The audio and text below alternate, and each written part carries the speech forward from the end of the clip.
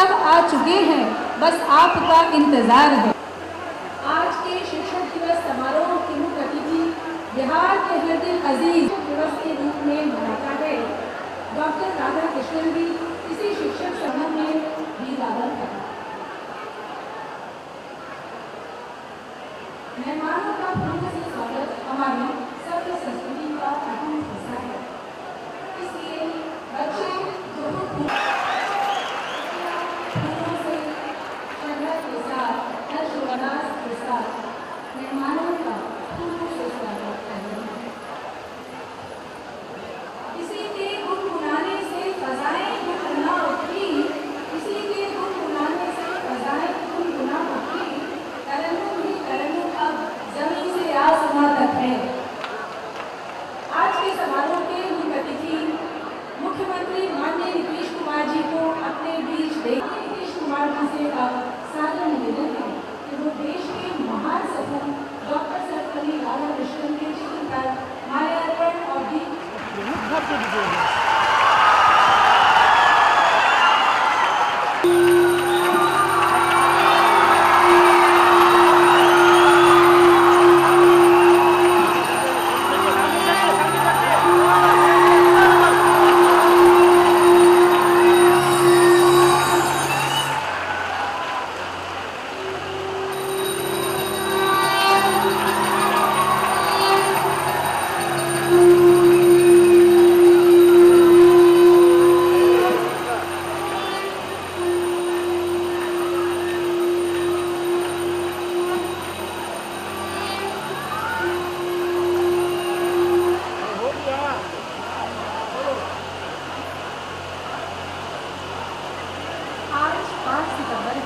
राजकीय कन्या उच्चतर माध्यमिक विद्यालय शास्त्रीनगर की बच्चियां आदरणीय अतिथिगण को बैच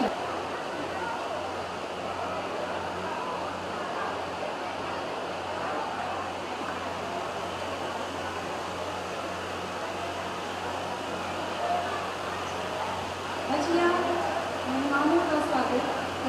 भारतीय संस्कृति में गुरु का स्थान सबसे ऊंचा है। हम चाहे कुछ भी बन जाएं, गुरु का ऋण कभी नहीं उतार सकते। संत कबीर ने इसीलिए कहा भी था, ये तन विष की बेलरी गुरु अमृत की खान, ये तन विष की बेलरी गुरु अमृत की खान, शीश दिए जो गुरु मिले कुछ माध्यमिक विद्यालय गर्दनीबाग की बालिकाएं।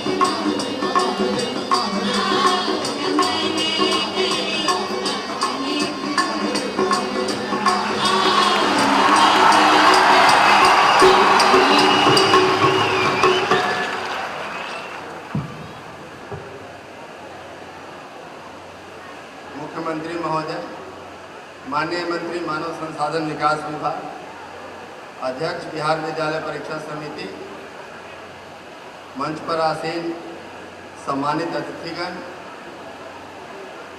हमारे पूज्य शिक्षकगण, बच्चों, दोस्तों, मीडिया के भाइयों, आज हम लोग के लिए सबसे महत्वपूर्ण दिन है। आज हम लोग अपने वैसे शिक्षकों को जिन्होंने शिक्षा के क्षेत्र में उत्कृष्ट काम किया है, अच्छा काम किया है, उनको हम सम्मानित करते हैं। हालांकि हर साल हम लोग 8-10 लोगों को सम्मानित करते हैं, लेकिन हमें मालूम है कि हमारे सैकड़ों शिक्षक, हजारों शिक्षक सुदूर गाँव में बच्चों के चरित्र निर्माण के काम में, उनके अच्छे पढ़ाई के काम में लगे हुए हैं। इसका एक बहुत अच्छा उदाहरण अभी हम लोगों के सामने मुख्यमंत्री अक्षरांचल कार्यक्रम में भी आया, जबकि 2 लाख की संख्या में हमारे शिक्षकों ने अपने काम के अलावे गांव के गरीब महिलाओं को साक्षर बनाने का काम किया। हमारे सारे बच्चों का भविष्य उपस्थित हुए हैं। धन्यवाद। आदरणीय श्री अंजनी कुमार सिंह जी के स्वागत भाषण के बाद हम विनती करना चाहेंगे माननीय मानव संसाधन विकास मंत्री डॉक्टर हरिनारायण सिंह जी से, जो आज के समारोह के अध्यक्ष भी हैं, कि आप कृपया माइक पर तशरीफ लाएं और अपने आशीर्वचन से हम सबको नवाजें। डॉक्टर हरिनारायण सिंह जी।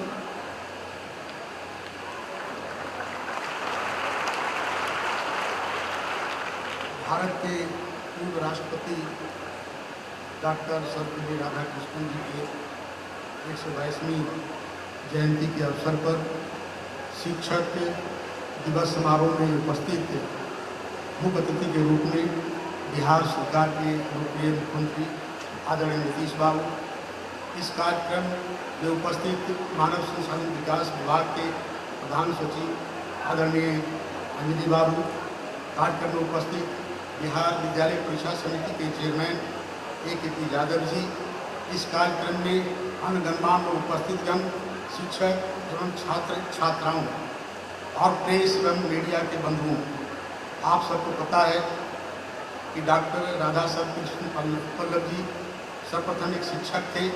शिक्षक के बाद प्रोफेसर बने, प्रोफेसर के बाद वो कुलपति हुए और उसके बाद देश और विदेश के अन्य शिक्षण संस्थानों में भी टीचर के रूप में जाते रहे हैं। और आप सबको याद होगा, जब वो भारत के राष्ट्रपति थे, जब शिक्षक गण के द्वारा, छात्रों के द्वारा उन्हें उनके जन्मदिवस के अवसर पर सम्मान के रूप में जब मिलने गए, सम्मानित करने गए, उसी दिन उन्होंने कहा कि असल रूप में आज का जो दिवस है मेरे लिए नहीं बल्कि शिक्षकों के सम्मान के लिए है। और उसी दिन से पूरे देश में आपको एक तरह से शिक्षा दिवस समारोह मनाया जाने लगा। जो शिक्षकगण अपने उत्कृष्ट शिक्षण एवं कार्यों में जो उत्कृष्टता आपको प्राप्त किए हैं, हमारे मुख्यमंत्री के कर कमलों के द्वारा उन्हें सम्मानित किया जाएगा। इन्हीं बातों के साथ अपनी बात में समाप्त नहीं लेता, तेरे खुलूस ने चौंका दिया जमाने को। जैसा कि आप सभी जानते हैं, आज के शिक्षक दिवस समारोह की मुख्य अतिथि बिहार के हरदिल अजीज मुख्यमंत्री माननीय श्री नीतीश कुमार जी हमारे दरमियान मौजूद हैं। इस अवसर पर आपकी मौजूदगी निहायत ही इज्जत व एहतराम के साथ हम गुजारिश करेंगे कि माननीय मुख्यमंत्री श्री नीतीश कुमार जी अपने आशीर्वचन से हम सबको नवाजें। माननीय श्री नीतीश कुमार जी।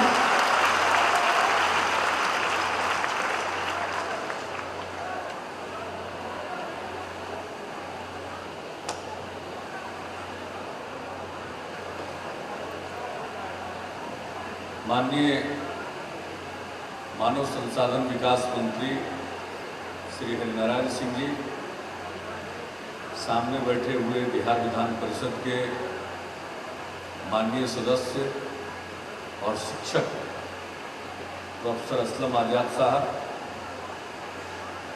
मानव संसाधन विकास विभाग के और वन एवं पर्यावरण विभाग के प्रधान सचिव श्री अंजनी कुमार सिंह जी, बिहार विद्यालय परीक्षा समिति के अध्यक्ष प्रोफेसर A.K.P. यादव जी, निदेशक माध्यमिक शिक्षा श्री कमल किशोर सिन्हा जी, निदेशक प्राथमिक शिक्षा श्री आशुतोष जी, निदेशक जन शिक्षा श्री ब्रह्मदेव प्रसाद जी,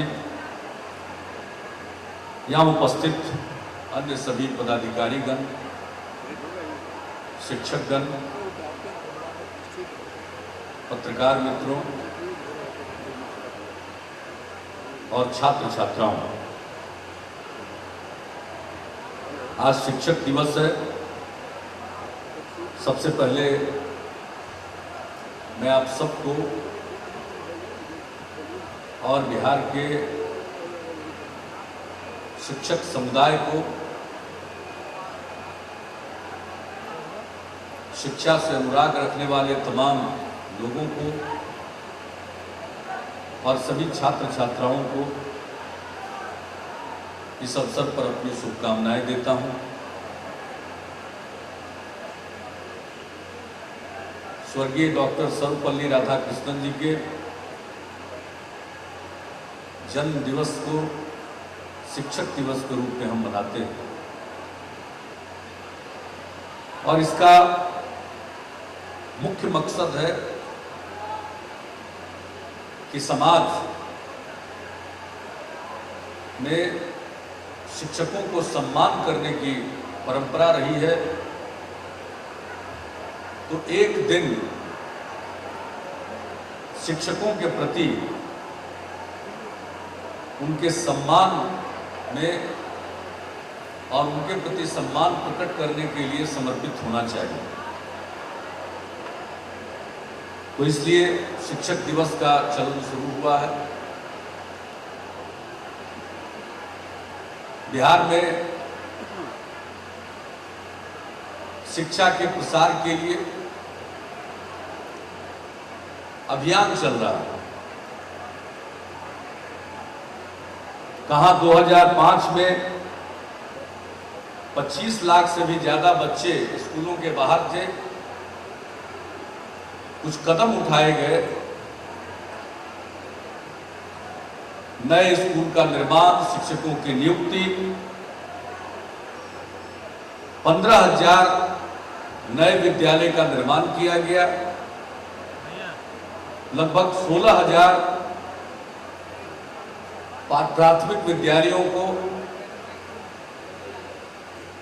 उच्च प्राथमिक विद्यालयों में, जिसे हम मिडिल स्कूल कहते हैं, उसमें उत्क्रमित किया गया, 3,000 माध्यमिक विद्यालयों को उच्च माध्यमिक विद्यालयों में उत्क्रमित किया गया, 2 लाख से अधिक शिक्षकों की नियुक्ति हुई, 1 लाख से अधिक स्कूली कमरों का निर्माण किया गया और उसका परिणाम हुआ कि स्कूल के बाहर रह जाने वाले बच्चों की संख्या में भारी गिरावट आई। 25 लाख से संख्या घटकर 7,70,000 हो गई। हमें इस संख्या को शून्य करना है। हम एक भी बच्चे को स्कूल के बाहर नहीं रहने देना चाहते और उसके लिए जो भी जरूरी कदम उठाने हैं हम उठा रहे हैं। हमने बिहार में सबसे पहले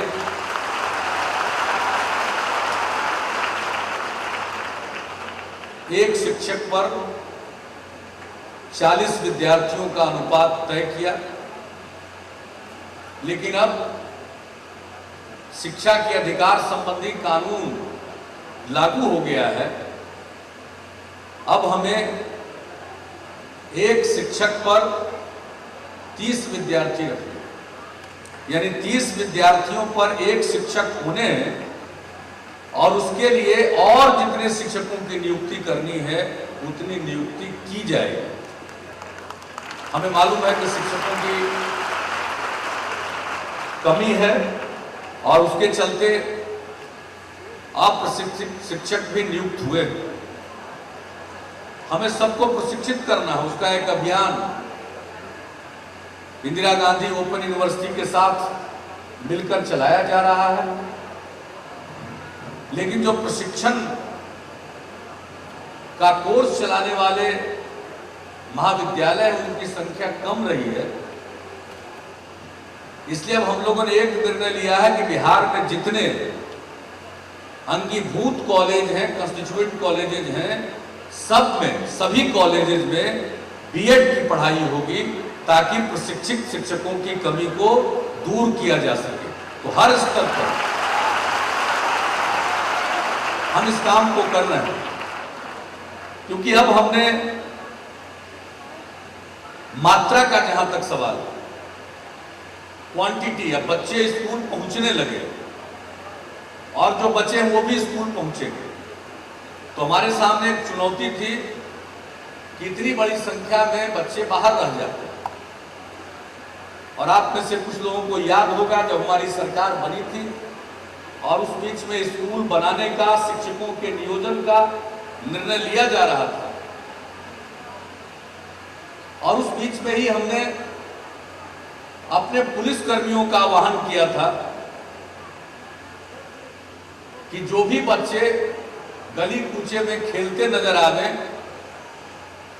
उनके मां बाप को बताकर वैसे बच्चों को भी आप स्कूल पहुंचाइए। और मुझे बहुत खुशी है कि पूरे बिहार में पुलिसकर्मी इस काम में लगे थे। और मैं इस बात को नहीं भूल सकता हूं, उस समय स्कूल की कमी थी, शिक्षक नहीं थे, तो कई जगहों पर हमारे पुलिसकर्मियों ने बच्चों को पढ़ाना शुरू किया। और जो एक पुलिस की दूसरी छवि होती थी, वही पुलिस वाले को बच्चे पुलिस अंकल कहने लगे। तो इस प्रकार से हमने एक अभियान चलाया।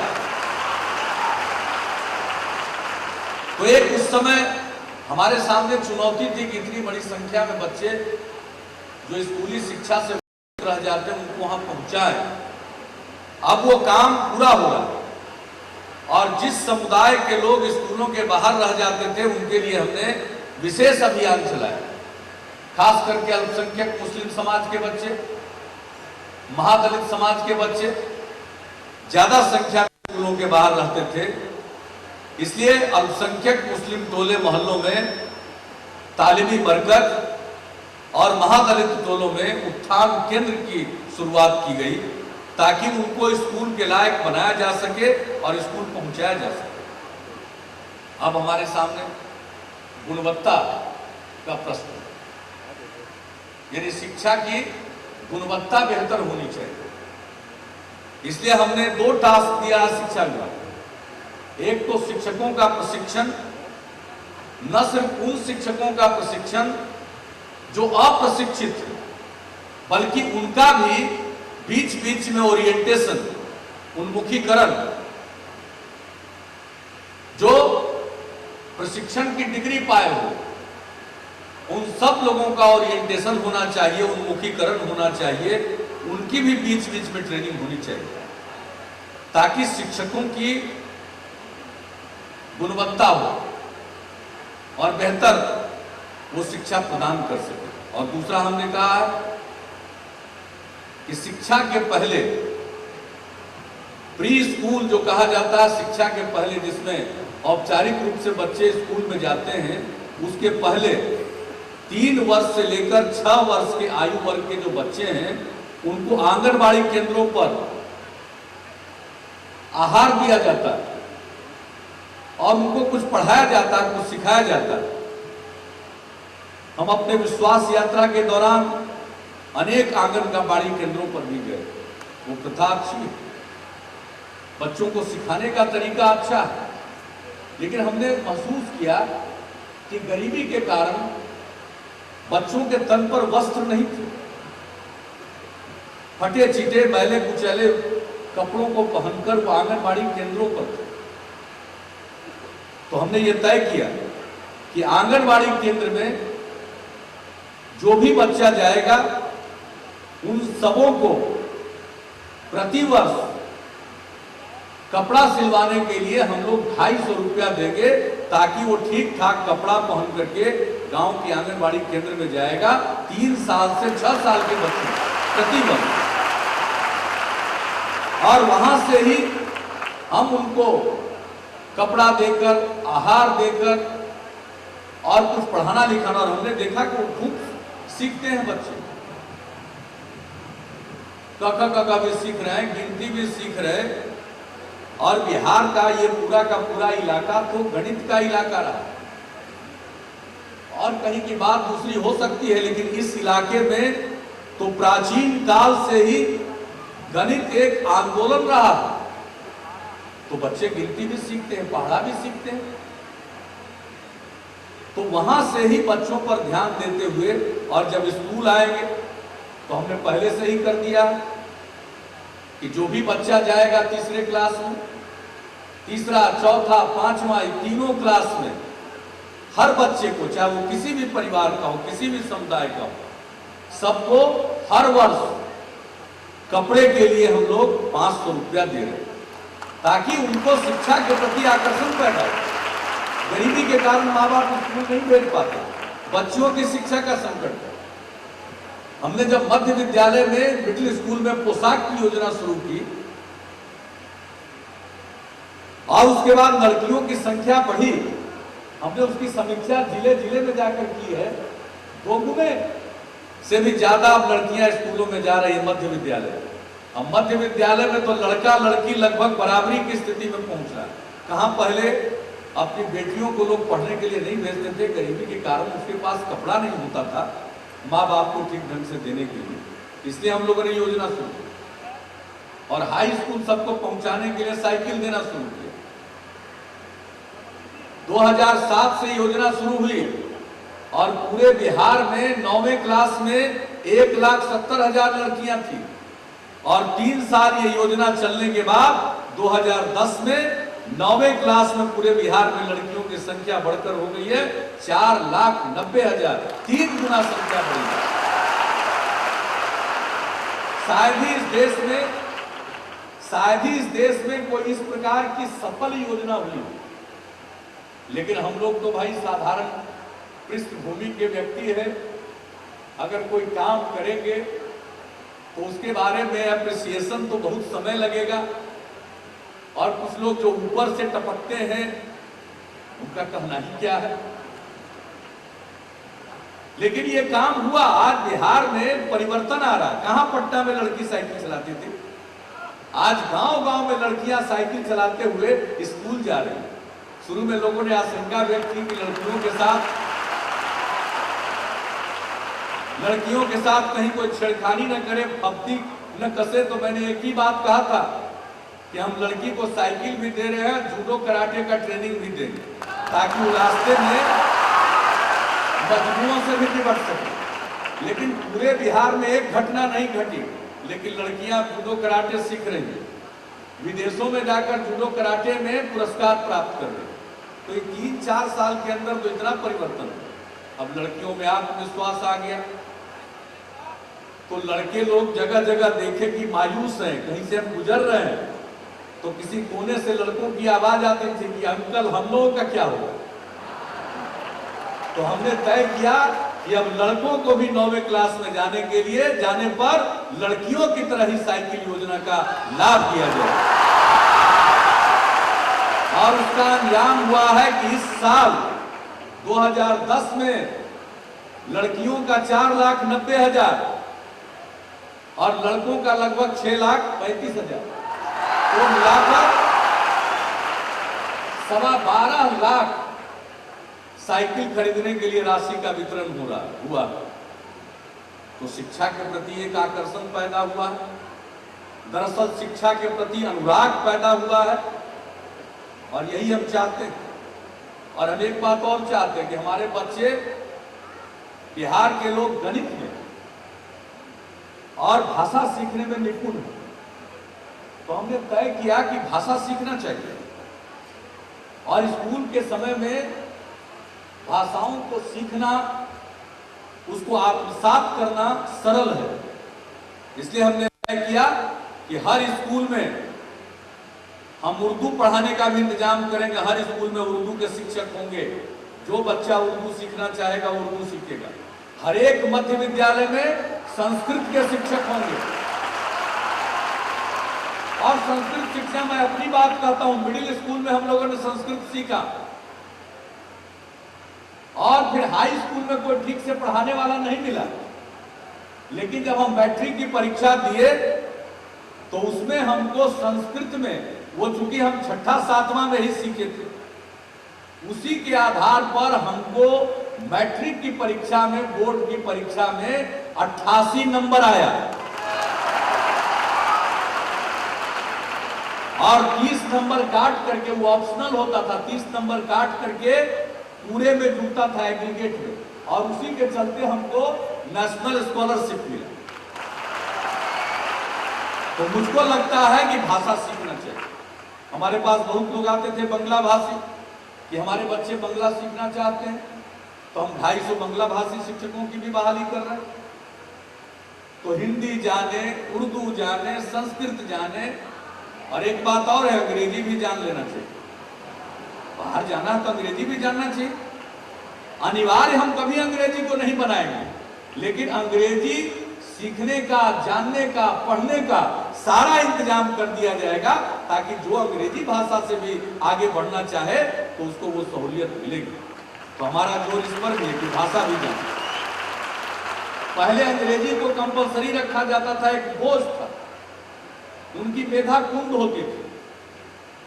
अंग्रेजी शिक्षक थे नहीं पढ़ाने वाले, और अंग्रेजी अनिवार्य विषय था, तो अंग्रेजी की अनिवार्यता खत्म की गई थी जननायक स्वर्गीय कर्पूरी ठाकुर जी के कार्यकाल में। लेकिन अंग्रेजी पढ़ने पर कोई रुकावट नहीं, और हम तो चाहेंगे कि अंग्रेजी भी लोग पढ़ें, जानें, और अंग्रेजी भाषा से जो लाभ ले सकते हैं वो जरूर लाभ लें।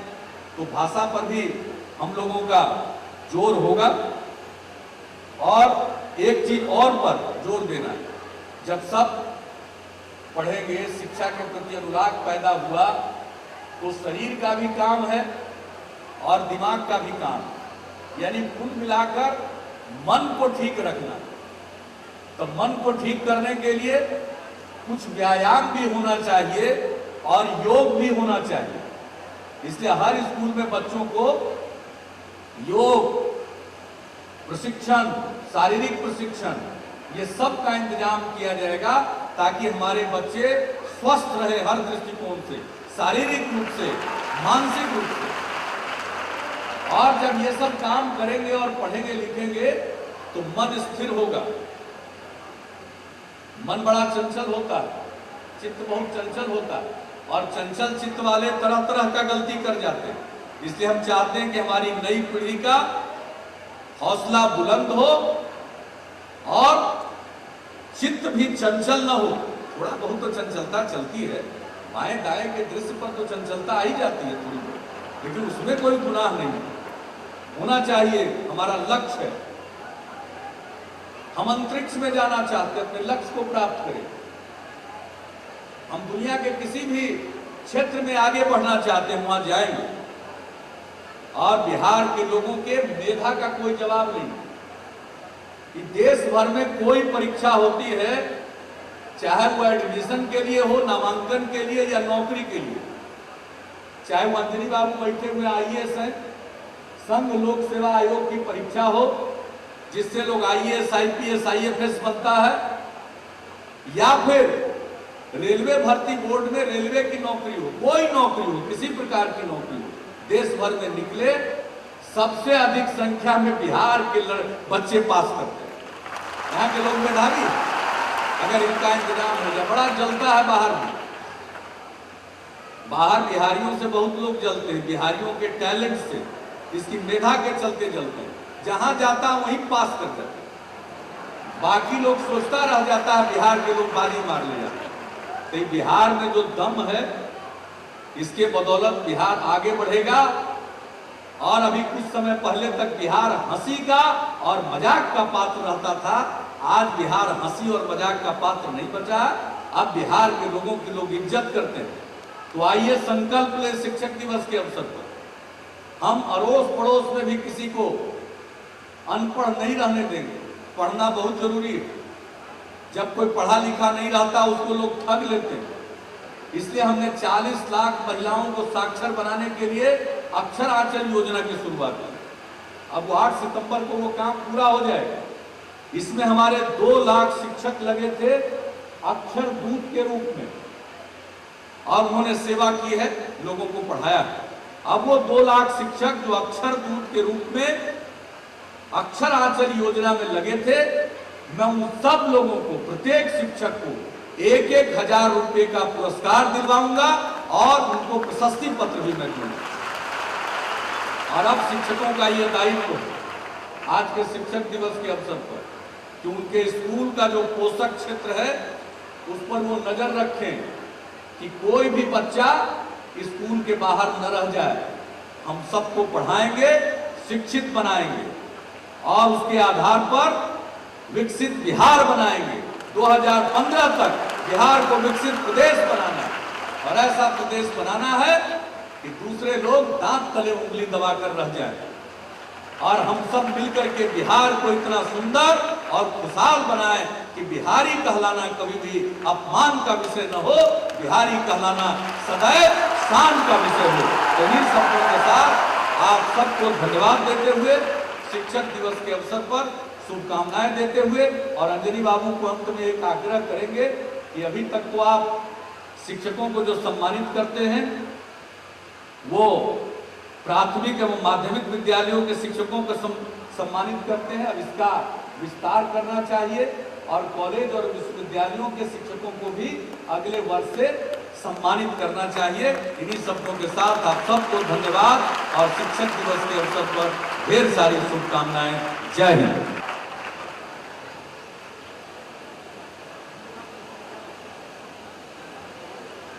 रक्स करती है फिजा वस्द में जाम आया है, रक्स करती है फिजा वस्द में जाम आया है, लेके नीतीश बहारों का पयाम आया है।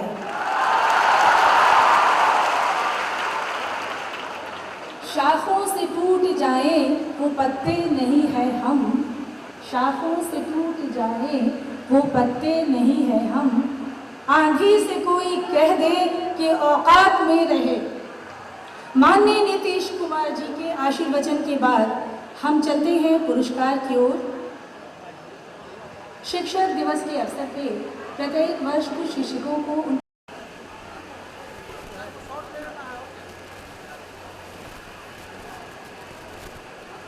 Doctor S Ibnul Moiz Rizvi, सहायक शिक्षक, राजकीय उच्च विद्यालय जमुआ रोहतास।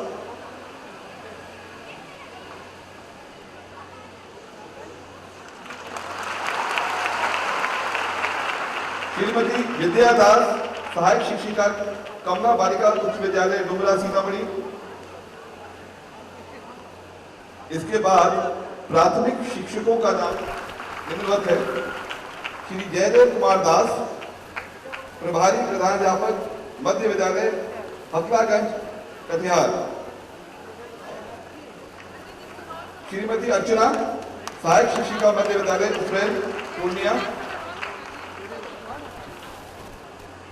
श्री राम अवतार पांडे, प्रधानाध्यापक, कस्तूरबा मध्य विद्यालय बक्सर। श्री श्यामलाल रविदास, प्रधानाध्यापक, मध्य विद्यालय तेजा टोला कटिहार। कृपया जोर से ताली बजाएं। श्री सदाकांत शुक्ल, प्रभारी प्रधानाध्यापक, राजकीय पार्वती कन्या मध्य विद्यालय रामनगर पश्चिमी चंपारण बेतिया।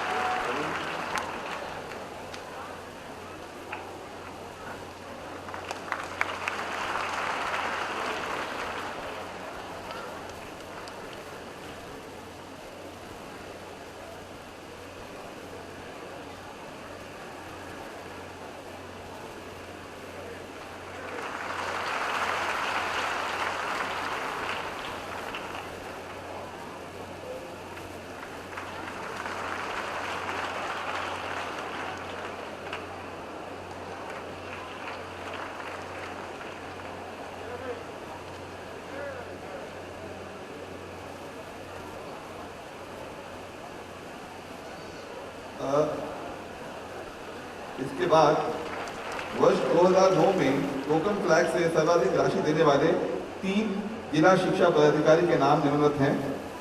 प्रथम स्थान पर श्रीमती किरण कुमारी, जिला शिक्षा पदाधिकारी पटना।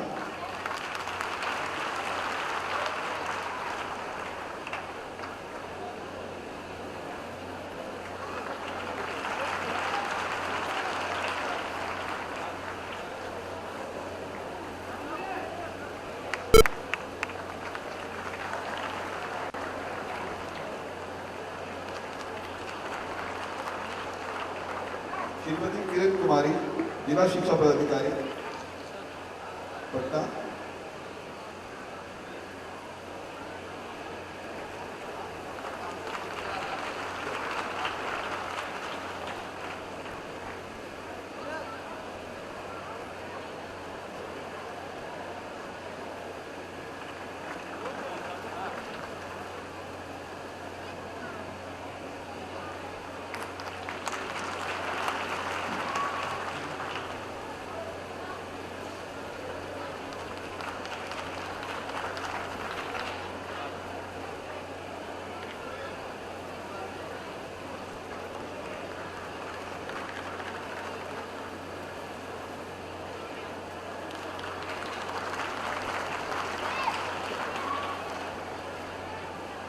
श्रीमती किरण कुमारी, जिला शिक्षा पदाधिकारी, पटना।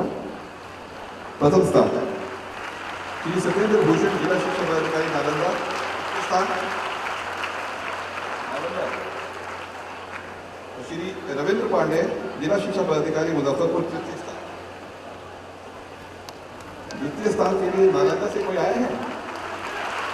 अगर कोई आए हैं तो आगे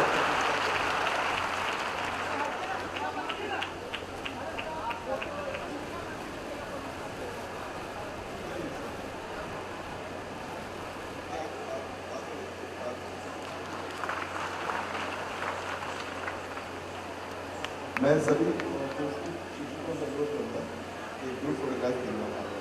ग्रुप फोटोग्राफ